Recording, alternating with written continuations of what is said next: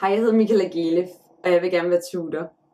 Første gang jeg hørte om at være tutor, det var da min bror var kommet hjem fra skole, og jeg blev lige stoppet på efterskole. Og han sagde, at jeg var blevet tutor, og jeg hørte det som om, at han havde fået alle de nye gymnasieelever, og han skulle bare vise dem, hvordan gymnasielivet var. Og jeg troede på det tidspunkt, man kun kunne være med i et udvalg, så jeg sad bare og tænkte, det var det, jeg ville. Det var 100% det, jeg ville.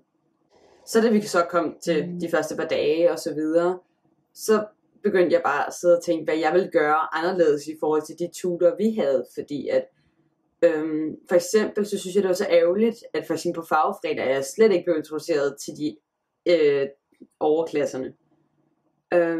Og så på rustur, så var det også bare fest, og jeg tror stadig, jeg ikke kender halvdelen af navnene for min overklasse, og det synes jeg bare var ærgerligt, fordi jeg tror bare, at det kunne være meget nemmere, hvis man koncentrerede sig lidt på på ens overklasse, og bare lidt mere på ikke kun klassen, men også dem rundt om.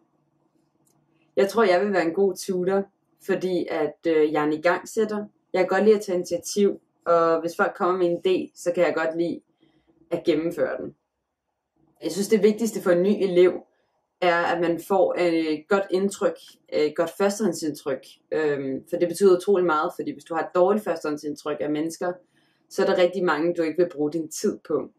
Det lidt går ud på, det er jo menneskerne. Vores job er jo ligesom at få dem til at føle sig så godt tilpas som overhovedet muligt. Og den vigtigste ting for at skabe det er et godt sammenhold.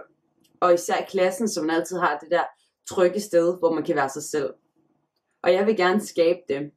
Og jeg tror på, at jeg kan gøre det godt.